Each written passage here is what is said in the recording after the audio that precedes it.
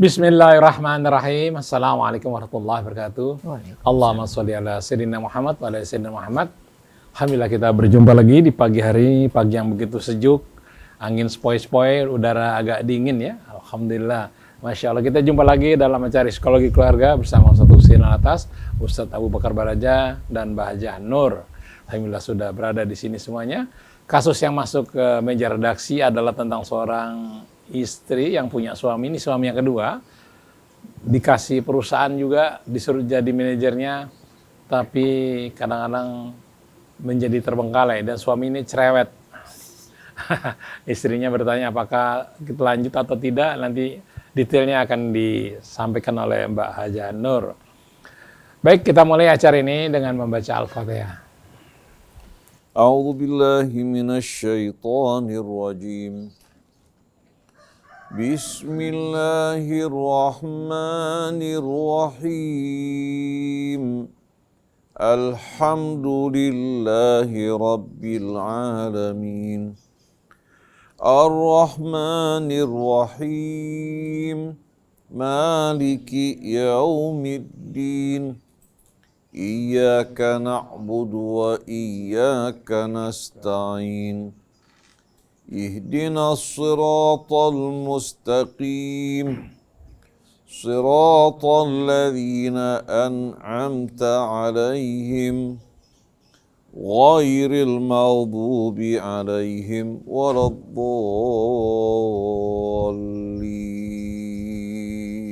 Amin. Baik, alhamdulillah kita sudah membaca Al-Fatihah. Mudah-mudahan Allah mudahkan kita dalam menyelesaikan berbagai macam problem yang kita hadapi. Dan acara ini juga disiarkan ke Radio Latansa Sukabumi, Radio Sela FM di Batam, Radio Habibullah di Banyuwangi, Radio Madinah di Pontianak, Radio Rasal di Palembang, Radio Luciana Number One di Semarang, Radio Angkasa di Banyubiru, kemudian Radio Komunitas di Bondowoso, dan juga Radio Almas di Magelang. Baik, kita mulai saja acara Psikologi Keluarga. Untuk kasus detailnya akan disampaikan oleh Mbak Haji Nur. Silakan, Mbak. Terima kasih, Mas Krisna. Assalamualaikum warahmatullahi wabarakatuh. Waalaikumsalam. Pak Abu Bakar, mudah-mudahan siapapun yang menyimak kasus kita kali ini akan terpersuasi untuk menjadi jauh lebih baik. Assalamualaikum Ustadz. Saya seorang istri yang tidak sanggup lagi menghadapi suami saya. Saya punya beberapa usaha. Salah satu saya berikan kepada suami sebagai manajernya dan sepenuhnya saya serahkan pada dia. Tapi selama masa pandemi ini suami saya di rumah dan banyak terabaikan usahanya. Selama bulan April sampai saat ini Ustadz, cerewetnya luar biasa. Saya nggak mau gagal untuk yang kedua kalinya. Saya menikah yang kedua ini sudah 5 tahun Ustadz. 8 tahun saya hanya bersama anak saya saja. Saat ini suami saya menjadi contoh yang selalu menyerang saya. Bersama anak pertama saya saat ini sudah kelas 3 SMA, selama 7 bulan ini saya merasa sangat tidak kuat. Saya nggak ingin gagal untuk yang kedua kalinya, Ustadz. Tapi apakah saya harus bertahan dan menerima apa saja yang dilakukan oleh suami dan anak pertama saya ini? Insya Allah saya sudah melayaninya all in. Tapi saya salah terus. Apa yang harus saya lakukan Ustadz? Dan maaf 1 bulan ini saya diamkan mereka. Anak saya senang. Suami saya justru lebih cerewet lagi. Dan bertambah tidak baik kelakuannya pada saya. Ya Allah Ustadz, berdosakah saya jika saya diamkan mereka dan saya nggak usah peduli dengan mereka? Mohon pengarahannya. Terima kasih. Mari kita simak.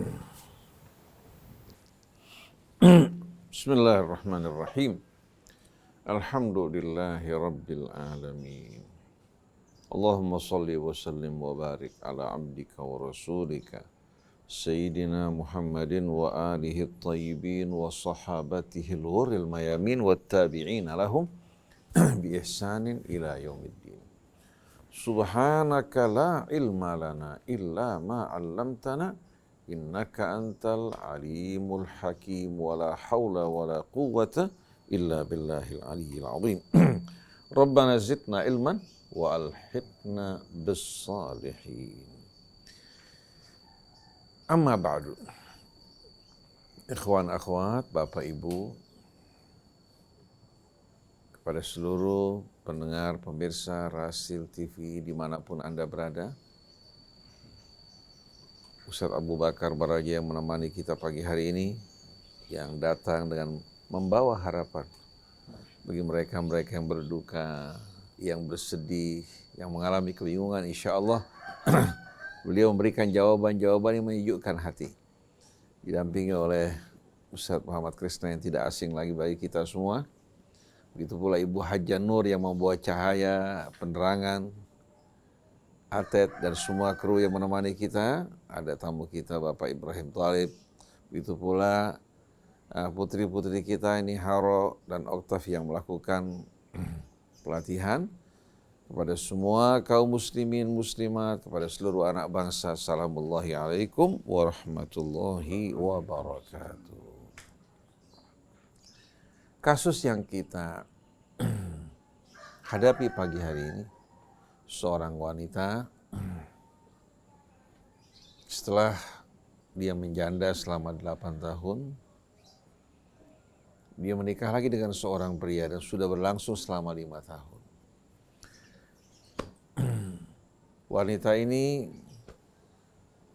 telah memberikan atau memfasilitasi bagi suaminya dengan menjadikan dia sebagai salah satu pimpinan pada satu perusahaan yang dimiliki oleh istrinya. Dan dia memiliki seorang anak yang sudah berusia SMA. Kalau kita dengar dari apa yang dipaparkan, bahwa sebelum pandemi tidak ada persoalan. Persoalan ini muncul setelah pandemi. Suami yang tadinya sibuk di luar, tahu-tahu tertahan, terkungkung di rumah. Akhirnya sebagai apa? Sebagai sikap protes menghadapi keadaan kondisi saat ini, muncullah gejala-gejala cerewet. Gejala-gejala cerewet bukan hanya seminggu, 2 minggu, tetapi apa? Selama 7 bulan. Nah, kalau kita lihat dari apa yang dipaparkan tadi, kita temukan bahwa ini sebetulnya efek samping dari apa? Efek samping dari corona yang menimbulkan stres, yang menghambat kesibukannya yang tadinya dia bisa mengalihkan perhatian kesibukannya dengan berbagai macam aktivitas, sekarang menjadi tahanan rumah. Menjadi tahanan rumah, apalagi mau tidak mau juga usahanya pasti akan apa? Akan mengalami penurunan pendapatannya. Sedangkan gaji pegawai tetap harus diberikan. Maka hal-hal seperti ini akan menimbulkan efek samping bagi seorang yang tidak memiliki ketahanan jiwa. Jadi apa yang ibu hadapi sekarang ini bukan yang terjadi pada saat-saat normal dan biasa, tapi sebagai efek samping dari kondisi keadaan pandemi. Oleh karena itu yang terbaik sebetulnya ibu bermusyawarah bersama suami dalam menghadapi pandemi ini, bagaimana kita menyikapinya. Mudah-mudahan dengan sikap yang terbuka ibu mengajak suami mendekatkan diri kepada Allah. Jangan kita hanyut terbawa oleh apa? Oleh kondisi keadaan stres yang akhirnya membuat kita nggak bisa menikmati nikmat-nikmat Allah yang begitu banyak. Kalau seandainya Bapak katakan mengalami kesusahan, perusahaan mengalami penurunan, ini bukan hanya Bapak, hampir setiap orang di negeri ini mengalami juga cobaan yang Bapak alami. Jadi ibu jangan tergesa-gesa mengambil kesimpulan dalam menghadapi cobaan ini untuk berpisah dengan suami. Kecuali kalau suami melakukan pelanggaran-pelanggaran seperti menyakiti badan ibu, melakukan tindakan-tindakan KDART yang tidak dibenarkan, atau dia melakukan kezaliman-kezaliman yang betul-betul yang betul-betul keluar dari kewajaran, maka dalam kondisi seperti ini ibu bisa mengajukan gugatan. Tapi kalau seandainya ibu mendengarkan suami ibu yang sebelumnya tidak cerewet, begitu mengalami pandemi cerewet, berarti kan ini merupakan apa? Merupakan efek dari kondisi keadaan saat ini. Oleh karena itu, ibu ingatkan suami ibu untuk pasrah kepada Allah. untuk menerima ketentuan Allah Subhanahu wa taala. Kemudian mohon pada Allah untuk memberikan jalan keluar dari segala kesulitan yang dihadapi. Dan Allah janjikan apabila Bapak Ibu bertakwa, "Wa man yattaqillah yaj'al lahu makhraja." Apabila seorang bertakwa pada Allah, Allah akan berikan jalan keluar baginya dari segala kesulitannya. Jadi jalan keluarnya bukan kita marah-marah, ya. Bukan kita mengganggu orang di sekeliling kita, bukan kita melampiaskan kemarahan kita, terkadang pada istri, terkadang pada anak, terkadang pada takdir Allah Subhanahu wa taala. Ini semua tidak akan mengeluarkan kita dari persoalan. Tapi kalau kita bisa menerima dengan lapang dada, apalagi kita mengetahui bahwa ini bukan hanya terjadi pada dirinya atau pada beberapa orang, tapi terjadi dalam skala apa? Bukan dalam skala nasional aja, tapi dalam skala internasional. Hampir seluruh bangsa mengalami apa yang dialami. Kalau kita tidak menerima ketentuan Allah, padahal sekian lama kita menikmati nikmat karunia Allah yang begitu banyak, berarti ini menunjukkan sikap kufur seorang hamba yang tidak bersyukur pada Allah. Sekian nikmat, sekian lama diberikan oleh Allah, baru dicoba sedikit, sudah berkeluh kesah. Nah, buat saya, pendapat saya, cara yang terbaik, Bapak Ibu ya berkonsultasi. Umpamanya kepada seorang ulama yang bisa memberikan nasihat yang bijak ya dalam menghadapi situasi saat ini. Karena dalam kondisi ini ternyata ibu tidak bisa menjadi obat buat dirinya. Suami juga tidak mampu untuk menjadi obat buat ibu. Yang ada malah apa? Malah menambahkan beban. Ya. Beban dan penyakit dalam situasi kondisi seperti ini. Kalau dibiarkan lama-kelamaan, penyakitnya akan apa? Bertambah, bukan hanya bertambah, bahkan akan menimbulkan komplikasi nanti. Karena orang kalau dalam keadaan sakit, makan tidak enak, tidur tidak enak, kesana tidak enak, kemari tidak enak kan? Karena apa? Karena penyakit. Begitu juga dalam kondisi kejiwaan seseorang yang tidak stabil, bisa muncul nanti ucapan-ucapan yang tidak menyenangkan, sikap-sikap yang menjengkelkan. Dan ibu juga sebagai orang yang apa? Yang menjadi korban, ibu juga akan merasakan kegelisahan yang luar biasa. Akhirnya tidak mampu berpikir positif, tidak mampu mencari jalan keluar yang benar, terbawa oleh perasaan, akhirnya kehilangan ibu akan lebih banyak. Begitu pula Bapak. Jadi cara yang terbaik, cari solusi. Datangi orang-orang bijak yang bisa memberikan nasihat, masukan kepada Bapak Ibu untuk betul-betul menyadari bahwa cobaan ini bukan kita hadapi dengan keluh kesah, bukan dengan sikap-sikap yang arogan, tapi kita hadapi dengan pasrah. Banyak mengingat nikmat Allah, memohon pertolongan dan bantuan dari Allah Subhanahu wa taala. Alhamdulillah ibu masih punya perusahaan, bapak masih punya perusahaan. Walaupun katakan tidak stabil. Sekian banyak orang jangankan perusahaan, makan tidak punya. Tempat tinggal yang layak tidak punya. Bahkan diusir dari rumah kontrakannya karena saat pandemi tidak mampu untuk membayar kontrakannya. Coba bayangkan. Ada lagi juga yang listriknya dicabut karena tidak mampu untuk membayar iuran listriknya karena tidak memiliki pendapatan. Ada lagi yang lebih menyedihkan, sudah pendapatan tidak punya, dirawat di rumah sakit. Sebahagian ditanggung oleh BPJS atau asuransi, sebahagian lagi dia harus mengeluarkan dari koceknya. Sedangkan dia tidak punya pendapatan. Jadi syukuri nikmat Allah, kalau tidak nikmat ini akan pergi berpindah ke tempat lain. Akhirnya kita ditinggalkan Allah karena kita juga meninggalkan dan melupakan Allah. Oleh karena itu Allah ingatkan, ya ayyuhalladzina amanu dzkurullaha dzikran katsira wasabbihuhu bukratan wa asila. Wahai orang yang beriman, banyak-banyaklah kalian menyebut dan mengingat Allah Subhanahu wa taala dan bertasbihlah kepada Allah pagi dan petang. Apa balasan dari Allah? Huwallazi yusalli 'alaikum wa malaikatuhu liyukhrijakum minadh-dhulumati ilan nur. Sebagai ibaratnya Allah Subhanahu wa taala yang senantiasa melimpahkan selawatnya untuk kalian. Malaikat juga berselawat untuk kalian, untuk mengeluarkan kalian dari kegelapan menuju kehidupan yang terang benderang. Nah, kita mengalami cobaan, stres. Terkadang kita lepas kontrol, lepas kendali karena kita lupa pada Allah.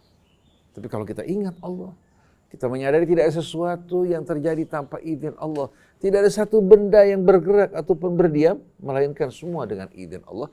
Kita sadar bahwa ini sebetulnya cobaan untuk mengingatkan dan menarik kita kembali kepada Allah. Karena selama ini kita sibuk dengan usaha, membanggakan pendapatan kita, keuntungan kita. Akhirnya membuat anak-anak kita juga semakin lupa kepada Allah Subhanahu wa Ta'ala. Nah, cobaan ini merupakan cemeti untuk mengingatkan kita, kamu sedang lupa. Kembali pada Allah Tuhanmu yang tidak akan pernah menyia-nyiakan kamu dan tidak pernah meninggalkan kamu walaupun sekejap mata. Jadi saya tidak berkata pada ibu bertahan atau tidak bertahan, ya. Tapi dalam menghadapi cobaan, ibu kembali pada Allah. Insya Allah ibu akan berpikir dengan jernih, karena kalau mengambil keputusan dalam keadaan emosi akan melahirkan penyesalan. Ibu sikapi suami yang dalam kondisi begini dengan cara yang bijak, ingatkan dia untuk sholat, mengaji, mohon pada Allah. Anak-anak pun demikian. Nah, selebihnya pasrahkan pada Allah Subhanahu wa Ta'ala. Mudah-mudahan suami menyadari kesalahannya, begitu juga anak ibu. Hanya dengan memohon pada Allah yang Maha Kuasa baru dapat membolak-balikkan hati manusia. Idza arada syai'an an yaqula lahu kun fayakun, wallahu a'lam. Masya Allah. Jadi ikhwan akhwat, kalau apa yang dihadapi pada masa pandemi ini beragam ya, bisa jadi yang kecukupan dalam hal kebutuhan, ada di perasaan yang terganggu seperti ibu tadi. Tapi kalau selama sebulan kemendiamkan, anaknya justru senang dan suaminya makin cerewet, harus gimana dong Pak Abu Bakar? Bismillahirrahmanirrahim. Assalamualaikum warahmatullahi wabarakatuh. Waalaikumsalam. Satu Sin, Mas Krisna, Mbak Nur Nuning, dan teman-teman semua yang mendengarkan suara Radio Rasil yang begitu mencerahkan umat. Dan insya Allah suara ini akan bisa menyatukan umat kembali. Alhamdulillah, ketika kita bersyukur pada Allah, kita tidak akan pernah merasa berkurang satu pun. Ketika kita benar-benar bisa menikmati, kita tidak akan pernah merasa bahwa kita kehilangan apapun. Oleh karena itu, menikmati dan bersyukur pada Allah, kita akan menjadi tetap dalam kehidupan kita. Baik apa yang hilang dari apa yang ada pada kita, maupun yang belum datang, kita nggak banyak mengharapkan. Karena kita akan selalu bersama dengan Allah, dengan apa yang ada, yang sudah diberikan dari Allah. Syukur, itulah proses. Namun, seringkali kita sebagai manusia kaget, tercengang ketika adanya satu perubahan. Perubahan itu terjadi karena ada sesuatu yang menyebabkan seorang itu akan berubah. Perubahan itu juga akan mengalami berbagai macam dampak. Bisa perubahan itu menjadi dampak baik buat sekelilingnya maupun buat orang yang berubah. Bisa juga tidak menyenangkan. Bagaimana perubahan itu bisa menjadi menyenangkan? Kondisi yang saat ini, hampir 1 tahun ini, terjadi suatu perubahan yang besar, yang pada saat itu sebelum 1 tahun yang lalu kita lupa dengan diri kita. Kita terus mengejar, berpikir jauh, punya planning begitu besar. Namun hanya satu yang tidak pernah terlihat, tapi dia ada. Virus itu yang menyebabkan kita tidak berdaya. Akhirnya kita mulai merubah ketakutan, kebingungan, panik. Tidak tahu apa yang harus dilakukan. Akhirnya muncul berbagai macam yang ada di dalam diri kita.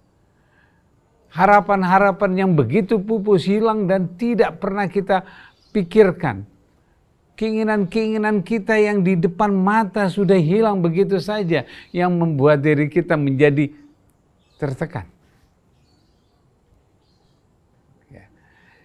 Perubahan-perubahan itulah yang membuat diri kita tidak pernah bisa memperhatikan diri kita. Oleh karena itu, sang suami yang muncul dengan perubahan, dengan kecerewetannya.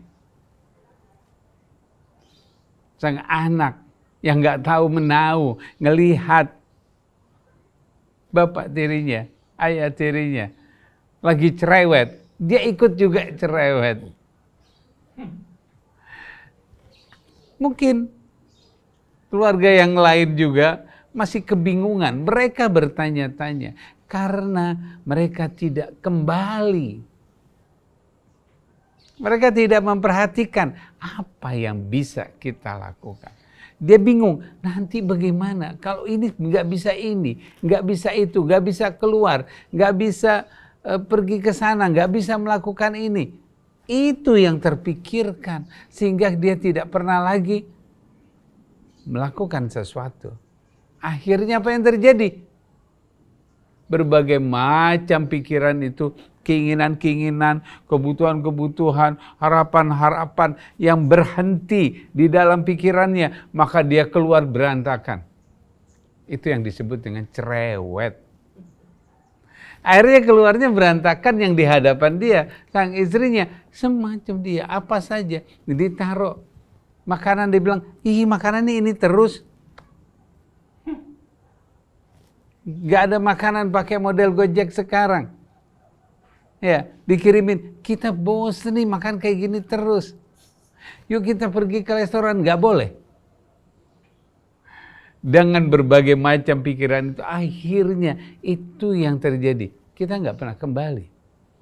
Sebelum kita punya, sebelum kita ada, kita nggak pernah kembali. Kita nggak pernah memperhatikan. Oke, sebelum kita punya perusahaan, kita makan pakai apa? Kita tidak pernah kembali. Sebelum kita punya rumah mewah, kita ada di mana? Kita tidak pernah perhatikan itu. Kembali. Kita kembali pada diri kita lagi. Kembali, kita memulai kembali. Perubahan itu terjadi karena kita memulai kembali. Yuk, terjadi suatu proses di mana kita berusaha untuk kembali. Memulai kembali. Apa yang bisa kita lakukan? Apa yang ada? Apa yang bisa kita lakukan dan apa yang ada? Bukan yang kita tidak bisa lakukan. Bukan yang tidak ada yang kita harapkan. Insya Allah, seperti yang tadi dikatakan, kita bertobat pada Allah, pasti semuanya selesai. Jadi yang nggak ada akan terjadi ada. Karena kita berbuat, Pak. Karena kita melakukan sesuatu. Karena kita bertakwa kepada Allah, bukan diam. Tapi kita melakukan sesuatu. Kita bergerak sesuai dengan apa yang ada. Bukan yang nggak ada-ada. Kalau yang nggak ada diada-adakan, maka itu yang disebut dengan cerewet. Mengganggu lingkungannya. Bagaimana menjadi seorang istri menghadapi orang perubahan tersebut? Saya yakin. Kenapa saya bisa yakin? Karena kalau suaminya berubah, pasti istri juga berubah. Pasti istrinya juga berubah. Namun dalam proses perubahan yang berbeda. Mungkin awalnya, kisahnya itu kita nggak dijelaskan. Mungkin awalnya sebelum suasana ini, sang istri cerewet. Mungkin awalnya sang istri banyak mengatur, apalagi dia yang punya perusahaannya. Maka dia aturlah sang suaminya. Nanti kamu gini, ayo pagi-pagi belum siap. Karyawan kamu menunggu tuh.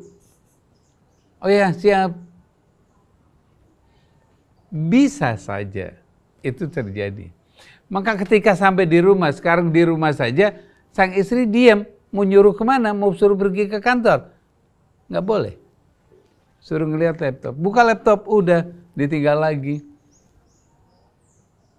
Akhirnya sang istri pun banyak diam, banyak tidak melakukan aktivitas, hanya diam, apa tidak tahu disebutkan pekerjaannya apa. Akhirnya sang suami yang berusaha untuk ngomel.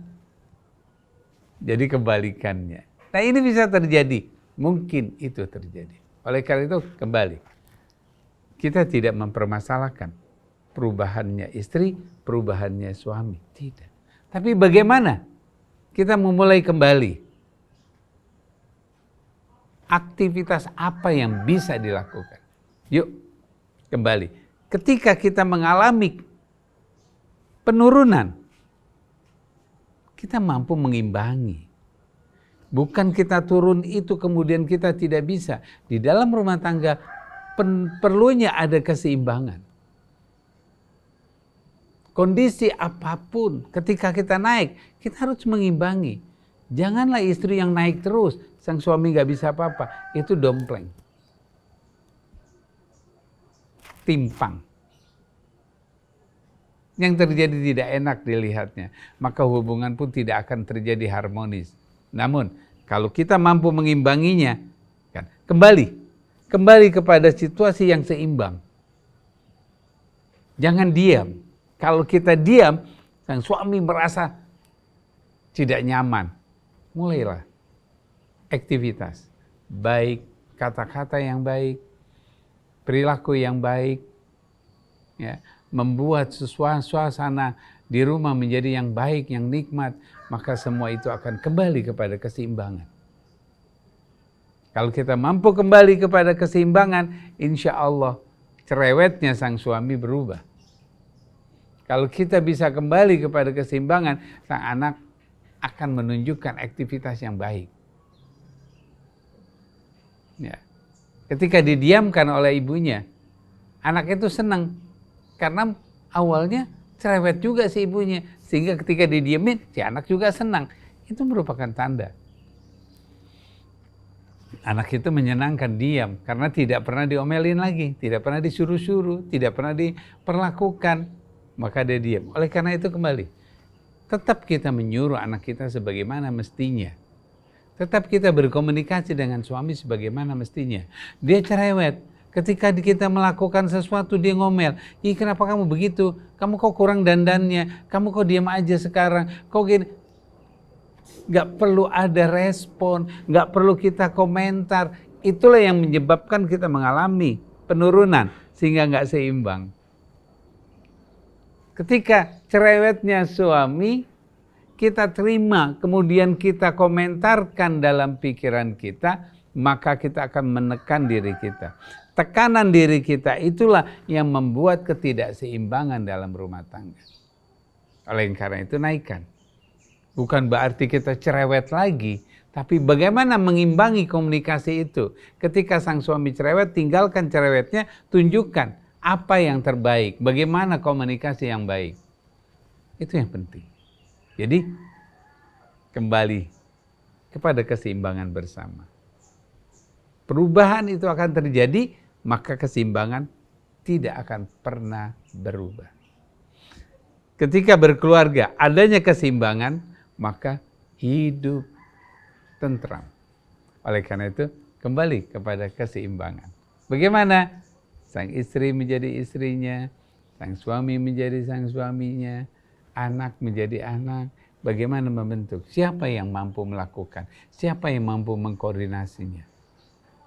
Kalau suami ketika menjadi seorang imam, menjadi seorang suami yang mampu mengendalikan, yang mampu mengontrol rumah tangga, ternyata belum mampu, maka makmum menjadi seorang istri yang bisa, tapi bukan sewenang-wenang menggantikan atau menjadi, tidak. Hanya menggantikan, mengarahkan kembali untuk menjadi imam kembali sang suami. Anak kita, jadikan anak yang dimana dia mampu. Kalau dia laki-laki, bagaimana jadikan dia seorang laki-laki. Kalau dia wanita, jadikan dia seorang wanita yang benar-benar mampu menghadapi problem-problem yang akan dihadapi kemudian. Oleh karena itu, kembali kepada keseimbangan. Ketika kembali kepada keseimbangan, insya Allah kehidupan keluarga kita sakinah, mawaddah, warahmah. Terima kasih. Pak Abu Bakar, kalau dia diam selama sebulan, tujuannya adalah untuk menyeimbangkan karena dia limbung sekali mendapatkan serangan terus-menerus dari suami dan anaknya. Langkah apa yang harus dilakukan? Kalau Ustadz tadi mengatakan mendekat kepada Allah. Oke, bisa jadi sudah dilakukan. Tapi step by stepnya untuk menghadapi dua orang yang seperti itu di rumah, sementara kita harus menyeimbangkan diri, harus ngapain nih? Baik, bismillahirrahmanirrahim. Ketika kita diam, apa itu yang terjadi? Terabaikankah? Kalau diam kita mengabaikan, negatif hasilnya. Tapi kalau diam kita beraktivitas, tetap beraktivitas, cerewetnya kita tidak perlu merespon, maka insya Allah interaksi kita akan lebih baik. Kalau diamnya kita tidak berkomentar dalam pikiran kita, kita tidak merasa tertekan, insya Allah kita akan lebih tersenyum ketika suami kita perilakunya aneh. Ketika dia perilaku aneh, abaikan. Sering terjadi di dalam rumah tangga, ketika salah satu, baik itu suami maupun istri, ada sesuatu yang tidak menyenangkan. Misalkan sang suami merasa tidak nyaman perilaku dari istrinya. Respon, bereaksinya kita terhadap perilaku tersebut mengakibatkan percikan-percikan api yang memanas. Tapi bagaimana kalau dia terus-menerus tidak menyenangkan? Alihkan, ajak dia kepada sesuatu yang baik. Seperti misalnya sholat berjamaah, membaca Quran bersama, atau beraktivitas, menyiram tanaman, melakukan aktivitas, mendiskusikan yang netral, jangan menyentuh personal. Kalau kita menyentuh pribadi, kita langsung mengatakan kepada istri, langsung mengatakan, kamu jangan kayak gitu dong, itu bikin pusing saya, itu bikin kesat mata saya. Sang istri mengatakan, loh, kenapa emangnya? Itu terjadi konflik. Begitu juga seorang istri, nggak suka ngomelnya sang suami, ya, nggak perlu kita merespon, bereaksi. Namun kita ajak komunikasi kita. Kalau suaminya tinggi, nggak perlu kita tinggi, kita sederhanakan kata-kata kita, lembutkan kata-kata kita. Kenapa kok kita gemeter mendengar kata-kata yang menyakitkan? Karena kita terima dan kita berkomentar. Apa yang menyebabkan seorang kaget? Apa yang menyebabkan seorang itu ketakutan? Karena ketika informasi negatif, karena informasi menakutkan, langsung diterima dan kemudian dia komentarkan, dianalisa menjadi dirinya, maka pada saat itu dia tidak mampu lagi bereaksi, maka tubuhnya yang bereaksi, gemeter, panik. Karena pikirannya selalu menerima ketika ada terjadi sesuatu yang menakutkan. Kita nggak perlu ambil, kita nggak perlu beranalisa, waduh nanti bagaimana, nanti kalau saya seperti ini gimana. Saya panjangin sedikit. Kondisi kita, pandemi ini, kita ketakutan, kebingungan. Kita ambil, aduh kita nggak bisa ini, nanti kalau kita kena virus itu gimana, nanti sakit, nanti kalau sakit bagaimana, biaya kita gimana, saya nggak bisa bekerja lagi. Belum terjadi, nggak usah panik. Loh, ya, karena kita komentar. Tetangga kita terkena, tetangga kita positif, wah kita takut, sudah sampai di tetangga kita, dikit lagi dia datang ke tempat kita. Itu yang menjadikan pikiran kita, oh yang kena dia, bagaimana kita? Insya Allah saya sehat. Apa yang harus kita lakukan? Lewat rumahnya pakai masker? Pakai masker. Kita harus cuci, kita bersihkan. Makanan yang baik, kita senyum, kita segar. Kalau kita ketakutan, kita lupa berhadapan dengan dia nggak pakai masker. Karena kita takut. Kita dari rumahnya, mungkin kita lewat, memegang sesuatu, atau tersentuh, ya sampai di rumah kita lupa cuci tangan, karena kita panik.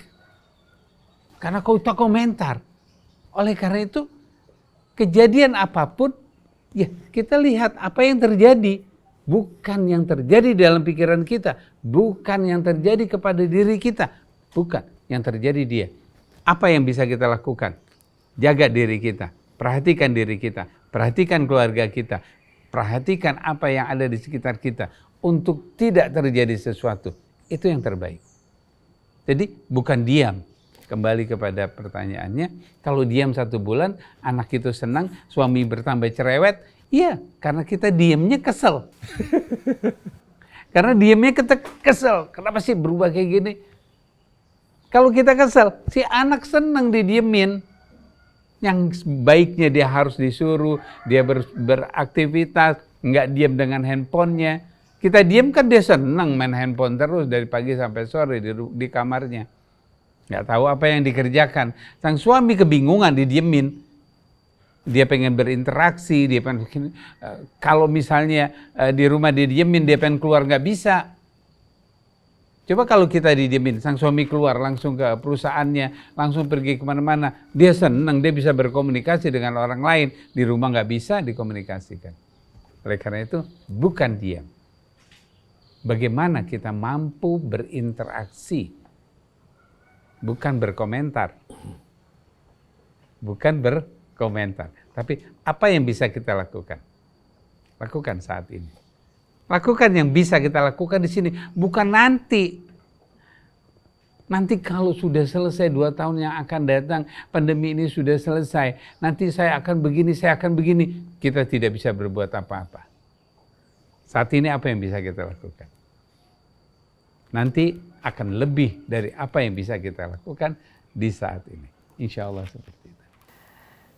Mudahkah pertanyaan ini yang akan terus membahana, pantul, memantul dalam tabung jiwa kita? Kita sendiri juga stres, kita sendiri juga bingung, tapi kita harus menyikapi kedua orang yang kita cintai itu dengan bijaksana. Ustadz, bijaksananya seperti apa Ustadz? Saya tertekan Ustadz dengan kondisi ini, sudah pengen deketin Allah, tapi suami masih tetap ngomel. Bismillahirrahmanirrahim. Allah Subhanahu wa taala berfirman dalam Al-Qur'an, "Ma asabaka min hasanatin fa min Allah. Wa ma asabaka min sayyi'atin fa min nafsi." Kebaikan yang kamu terima itu sepenuhnya dari Allah. Sedangkan keburukan yang kamu rasakan, baik ibu merasa sumpah, merasa gelisah, merasa tidak nyaman, itu kembali kepada diri kamu. Oleh karena itu, Amirul Mukminin Ali bin Abi Thalib alaihi salatu wassalam mengingatkan kepada sahabat-sahabatnya, kepada orang yang datang mengeluh. Biasanya manusia itu punya kecondongan untuk lari dari kenyataan. Cari kambing hitam. Siapa kira-kira kambing hitam ini yang bisa apa? Jadi sasaran pengalihan. Bisa aja kalau bagi seorang laki-laki istrinya. Bisa juga anaknya. Betul enggak? Betul. Bisa juga teman pekerjaannya. Kalau dia tidak temukan orang yang bisa menjadi kambing hitam, maka dia kambing hitamkan takdir Allah. Padahal Allah tidak pernah sama sekali berlaku tidak adil. Nah, Imam Ali mengingatkan kepada orang yang datang, mengeluhkan keadaannya. Beliau mengatakan, dawa'uka fika wa ma tash'uru. Obat kamu tuh ada pada kamu sebetulnya, tapi kamu tidak sadar. Wada'uka minka wa tastankiru. Penyakitmu bersumber dari perbuatan kamu, tapi kamu ingkari. Wa tahsabu nafsaka jirman shaghira. Kamu anggap diri kamu ini makhluk kecil, kerdil yang tak berarti. Wa fikan tawal alamul akbar. Padahal dalam diri kamu terdapat rahasia alam yang begitu besar. Maksudnya apa? Kalau manusia ini hidup perhatiannya pada sesuatu yang kecil, lama-kelamaan jiwanya akan menjadi kerdil. Akhirnya masalah kecil Menjadi besar. dia lihat begitu besar. Padahal hidup ini kan bukan apa? Bukan hanya kita apa? Mengalihkan perhatian kita kepada urusan suami atau anak. Ada yang lebih besar. Tujuan hidup kita sebagai khalifah Allah di muka bumi, Allah Subhanahu wa taala menginginkan hambanya itu mensyukuri nikmat Allah dengan apa yang diberikan, dan dia sebagai hamba siap untuk menerima cobaan yang datang dari Allah. Kalau kita renungkan sama-sama, alam diciptakan Allah dalam keadaan yang penuh keseimbangan. Tubuh manusia diciptakan dengan penuh keseimbangan. Begitu pula jiwa manusia. Allah ciptakan penuh keseimbangan. Nah, kalau keseimbangan ini rusak, terganggu, berarti ada sebab yang kembali kepada kita. Betul. Karena tidak mungkin kembali kepada Allah yang maha bijaksana. Nah, tapi terkadang kita ini tidak mau mencari sebab ya, dengan penuh kesadaran, tapi kita berusaha melarikan diri untuk menghindarkan kegelisahan, perasaan bersalah, atau perasaan tidak nyaman. Padahal kalau kita mau teliti, kita akan temukan sebabnya.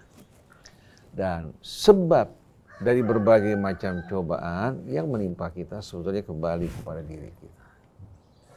Kalau kita hidup ya, menyaksikan alam yang begitu besar, alam yang begitu indah, tujuan hidup yang begitu betul-betul luas. Bukan hanya terbatas rumah kita yang kecil, bukan terbatas hanya dunia, tapi dunia dan akhiratnya.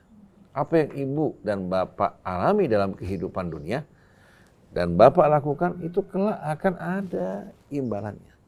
Jadi kalau ibu tidak bersabar hanya menghadapi cerewet dan celotehan suami, ketahuilah sekian banyak laki-laki juga banyak yang menderita akibat cerewet dan celotehan istrinya.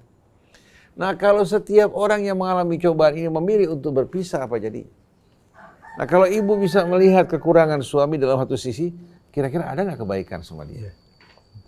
Coba fokuskan perhatian ibu pada kebaikan-kebaikan dia yang selama ini ibu rasakan.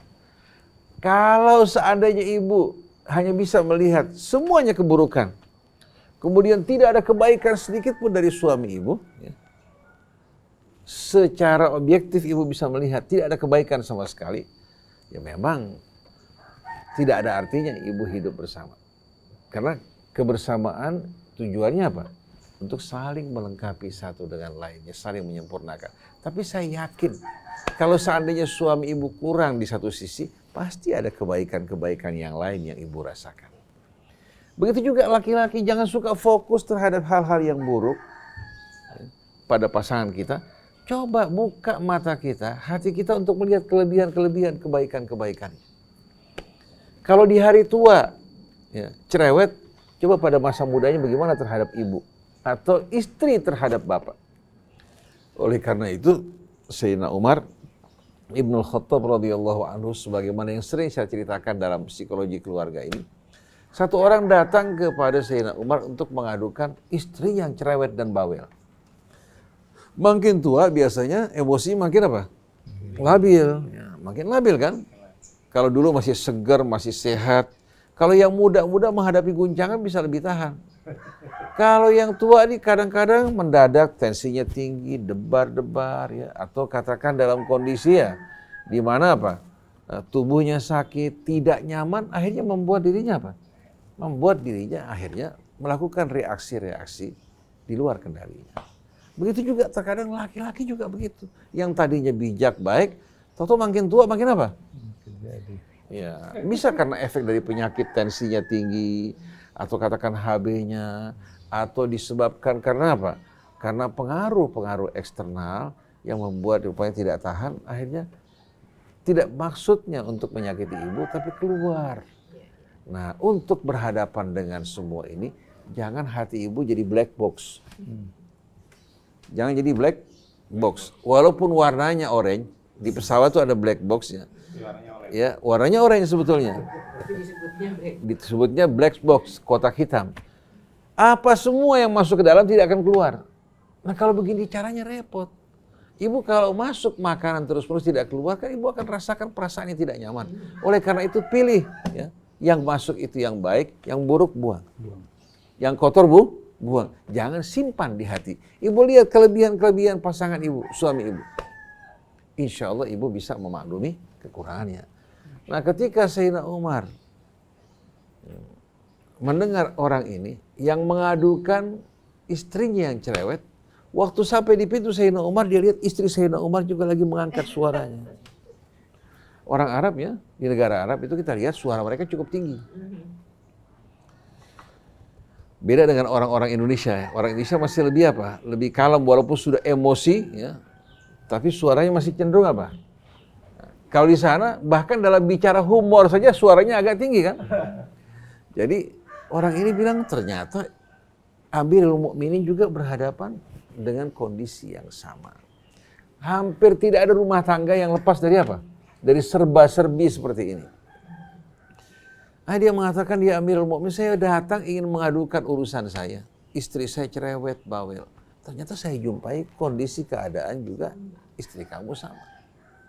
Lalu Sayyidina Umar langsung berdiam, kemudian dia mengatakan, tahu tidak kenapa saya mengalah dalam hal ini? Kenapa saya mengalah? Pertama, dia bekerja dengan susah payah untuk saya membersihkan rumah, mencuci pakaian. Kemudian membuat roti dengan menggiling gandum terlebih dahulu, membakar rotinya, melahirkan anak-anak saya. Dengan sebab dia, syahwat saya reda. Nah, kalau saya melihat hal-hal ini, ada kekurangan di satu sisi, sabar. Lalu beliau bertanya, istri kamu seperti ini tidak? Seperti itu ya Amirul Mukminin. Nah, kalau kita hanya bisa melihat kekurangannya tapi tidak bisa melihat kebaikannya, maka tiap rumah tangga pasti akan apa? Akan berantakan. Oleh karena itu ada seorang pemimpin mengatakan apa? Kalau antara saya dan seseorang, ya, hanya apa? Terikat oleh apa? Sehelai rambut tidak akan pernah putus. Jadi kalau saya terhubung dengan seseorang, melalui sehelai rambut tidak akan putus. Kalau dia menarik, saya ulur. Kalau dia kendorkan, saya tarik kembali.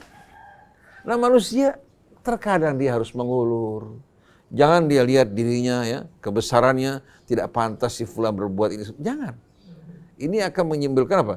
Menimbulkan akhirnya sikap-sikap yang negatif. Kesombongan, keangkuhan, membuat akhirnya kita mudah marah, ya, mudah kita melampiaskan ucapan yang tidak baik.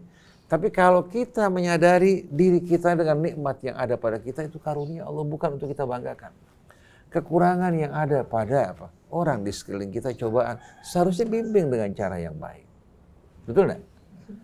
Jadi menghadapi istri yang mendampingi kita atau menghadapi suami yang bersama kita, kalau ada kekurangan pada mereka, ketahuilah pada laki-laki yang lain juga ada.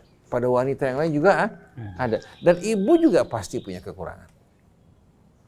Kecuali kalau kekurangan-kekurangan yang tidak dapat ditolerir.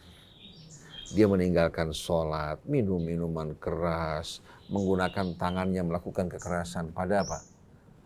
Tidak mau bekerja, tidak mau bertanggung jawab sama sekali. Ya. Itu artinya hal-hal seperti ini, hal-hal yang harus disikapi dengan cara yang serius. Tapi kalau seandainya dia, ya, katakan bawel, ibu syukuri alhamdulillah masih ada suami di sisi ibu yang bawel. Karena kalau ibu kehilangan suami, itu bebannya, penderitaannya akan lebih berat. Wanita butuh seorang laki-laki di sisinya. Nggak bisa digantikan dengan orang tua. Nggak bisa digantikan dengan anak. Tidak bisa digantikan dengan teman. Begitu juga seorang laki-laki butuh istri, seorang wanita di sisinya. Baru mereka menjadi pasangan manusia yang sempurna, saling melengkapi satu dengan lainnya. Oleh karena itu, sabar, sikapi dengan cara bijaksana seperti Ustaz Abu Bakar dikatakan, dan jangan simpan yang jelek-jelek, simpan yang baik. Sedangkan yang kotor-kotor buang, ya. Dengan sikap seperti ini, jangan lupa berdoa, terutama sekali pada saat sujud untuk memberikan hidayah pada suami, pada ibu. Dengan cara seperti ini, insya Allah jalan keluar akan terlihat. Saya banyak menjumpai kasus seperti ini. Seorang perempuan diantaranya kesal sama suaminya. Karena suaminya di mata dia menjengkelkan. Lalu saya tanya, bagaimana kira-kira sholatnya, ibadahnya baik? Bagaimana kira-kira pekerjaannya baik? Cuma terkadang suka bikin jengkel, Ustaz. Suka ini, omongannya suka bikin jengkel. Saya nggak tahan lagi bersama dia. Akhirnya dia mengajukan gugatan cerai. Gugatan cerai. Begitu dia bercerai, berpisah, ternyata apa? Ternyata dia merasakan dirinya seperti layangan putus. Seperti layangan putus. Ternyata hidup sendiri tidak mudah. Kemudian ingin juga menemukan pasangan yang baru juga tidak gampang. Ini berkaitan dengan apa? Dengan hal-hal ya yang tidak sedikit. Dia menyesal kenapa dia tergesa-gesa. Akibatnya apa? Akibatnya dia kehilangan apa yang didambakan. Begitu juga seorang laki-laki. Menjelang hari Lebaran, ya, dia sholat rapi, baik-baik sama istrinya. Tahu-tahu pada saat Lebaran, si istri rupanya masakan Lebaran kurang menyenangkan dia. Si laki-laki marah-marah. Si laki kebetulan anak orang mampu, orang ini marah. Dia nggak hargai istri bahkan di hari Lebaran. Akhirnya dia bilang, udah kamu pulang ke rumah orang tua kamu. Pulang ke rumah orang tua kan? Kan suka laki-laki kadang-kadang suka apa namanya egonya. Begitu juga perempuan kadang-kadang cantik kaya suka apa? Seperti itu. Akhirnya si perempuan pulang, tidak dirujuk sampai iddahnya habis. Akhirnya si perempuan setelah pisah, kawin dengan orang lain. Si laki-laki kawin dengan orang lain, ternyata dia jumpai istri yang baru. Tidak sebaik istri. Dulu dia yang tidak baik. Akhirnya dia ingin rujuk kembali dengan perempuan ini. Dia menyesal yang luar biasa. Tapi semua telah menjadi bubur. Coba lihat. Nah, contoh yang lain sebagai penutup ya. Abu Bakar mungkin akan tambahkan. Ada seorang pengacara, wanita pengacara. Datang kepadanya seorang wanita yang mengeluhkan suaminya. Mengeluhkan suaminya. Dia ceritakan kekurangan suaminya. Si pengacara jengkel, marah. Ketika dengar keluh kesah si perempuan. Dan biasa perempuan kalau lagi dalam kondisi jengkel kan suka menambah-nambahkan. Dia hanya ceritakan yang jelek, tapi lupa apa? Yang baik. Yang baik. Akhirnya si pengacara bilang, kalau gitu saya akan bantu kamu. Kita ke pengadilan minta gugat cerai. Si perempuan dalam keadaan emosi, ya. Menggugat, ya. Sidang pertama, kedua, ketiga, tuntas. Begitu selesai, mereka berpisah. Si pengacara merasa telah berbuat kebaikan. Si pengacara merasa apa? Telah melakukan kebaikan tanpa imbalan uang. Subhanallah. Waktu berlalu, setahun kemudian, si pengacara ketemu lagi tuh wanita. Tubuhnya kurus, kusam, tidak ada cahaya di wajahnya. Si pengacara tanya, kenapa kok kamu sampai seperti ini? Kamu kan sudah keluar dari persoalan kamu. Dia mengatakan, betul saya keluar dari persoalan yang saya tidak suka. Sekarang saya berhadapan dengan keadaan yang dilematis. Saya kehilangan pegangan, frustasi, tidak lagi pede, tidak lagi bersemangat, tidak lagi ini. Saya menyesal kenapa saya berpisah. Tidak sabar menghadapi suami saya. Si pengacara mulai saat itu dibilang apa? Saya tidak lagi akan menganjurkan orang bercerai. Mulai saat ini saya tidak lagi akan menganjurkan orang bercerai. Karena ternyata apa? Nasib dia dulu walaupun katakan terjadi keributan bersama suami masih lebih baik daripada dia sendiri. Jadi kalau seandainya suami ibu ya, kekurangannya hanya karena cerewet, cobalah. Bagaimana caranya ibu cari jalan keluar ya dengan sikap ibu yang baik, berdoa pada Allah, meminta nasihat. Ya, karena ini bukan efek dari pandemi. Anak ibu juga sikapi dengan cara yang baik. Orang sabar merawat kucingnya, masa nggak sabar untuk anaknya? Betul nggak? Artinya dalam hidup ini tidak ada sama sekali yang mulus. Boleh tanya Ustaz Abu Bakar. Tanya Mas Krisna, pernah nggak ada saat-saat di mana apa? Terjadi ketegangan, justru apa? Setelah terjadi ketegangan, Allah kasih Kenikmatan. ternyata Kebaikan suasana baru muncul. Rupanya ini selingan-selingan untuk membuat apa? Kejemuan hilang.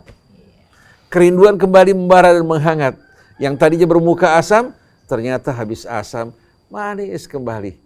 Memberikan rasa haru, kita ingat, ya Allah, kita lupa kebaikan-kebaikan pasangan kita.